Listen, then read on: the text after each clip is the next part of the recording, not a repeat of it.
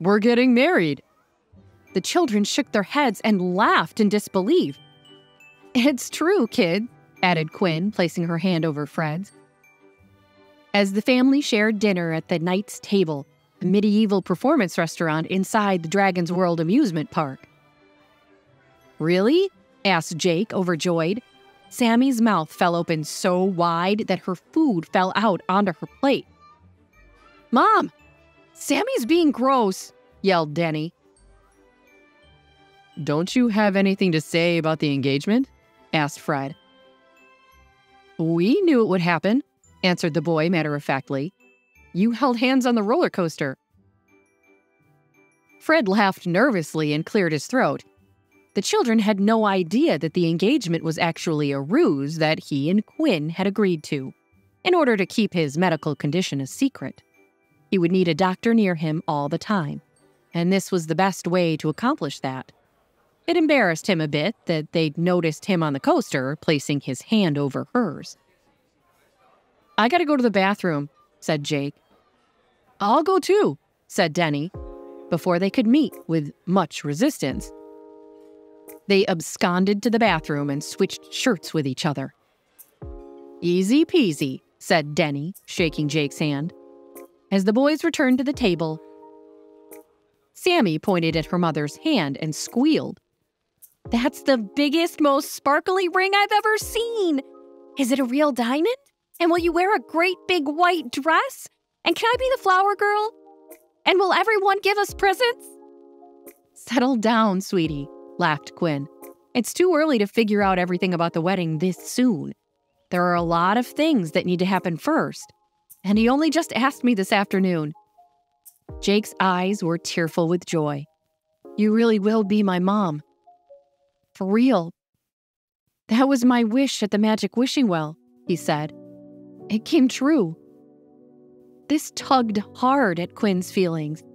She felt a similar pull toward this boy and wondered if he was her lost son. And in agreeing to this sham marriage, she felt she might have a shot at actually finding out. She tried not to think about how much it would disappoint Jake when Quinn and Fred inevitably had to break off their engagement. But it was best to live in the present, she reminded herself. "I'm glad you're happy, son," said Fred. "So am I. We're two lucky guys, you and I." "Does this mean we have a dad now?" asked Denny. Quinn looked around the table at the faces of the three happy children, and then at Fred.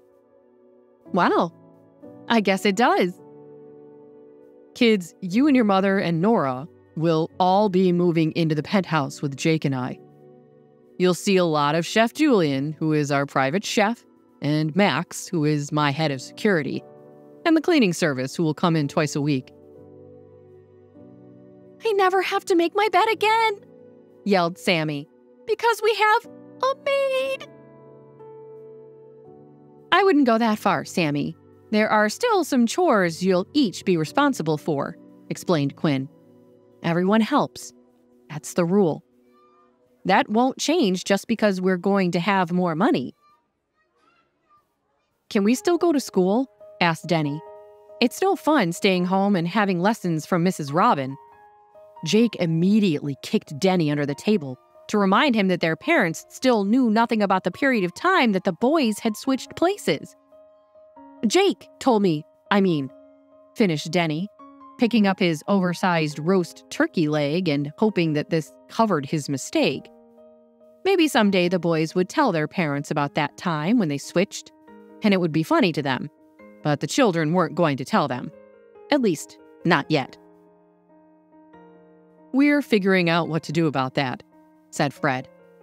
"I agree, now that there are 3 of you involved, that's too much for one teacher to teach at home all at once. So whatever happens, you will be actually going to school." The children cheered and gave each other high fives as a juggler and a lute player strolled past the table. "We just need to choose the right one, because things are different once you are the children of a CEO. You can't just go to any old school. It has to be a safer one where nobody will try to bother you." "As long as it has a ballet class, I don't care," interjected Sammy. "My lords and ladies," boomed the man in the center of the room, dressed as King Henry VIII. "Among us here tonight, we have a couple who is newly betrothed. Let us congratulate them." "Damn it, Lance." Fred laughed and shook his head, realizing that his assistant had called ahead. "The guy thinks of everything." Everyone in the room burst out into cheers and applause as the spotlight shone on Fred and Quinn. From the back of the room, a procession started making its way through the restaurant to the table where Fred and Quinn sat with the children. First came two acrobats, tumbling their way across the room. Then came a pair of ladies dressed as courtiers, throwing rose petals on the ground. Next came the lute player, who had just passed the table earlier, holding a rose in his teeth. Behind him, a chef carried a tall cake with a king and queen on top, with brightly lit sparklers decorating it all around, which were spewing colored sparks everywhere.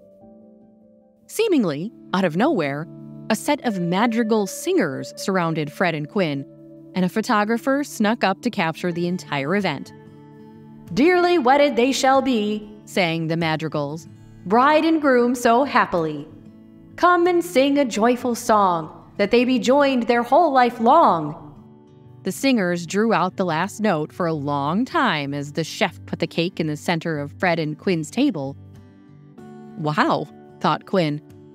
"This place really does know how to make occasions special. If I were really engaged, I'd be so touched." The lute player removed the rose from his teeth and offered it to Quinn, as the fake King Henry took the microphone again.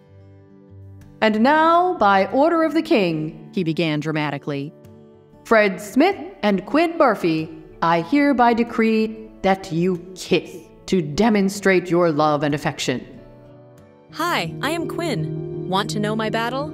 Then download the Pocket FM app and listen to the exciting episodes of A Mother's Battle now.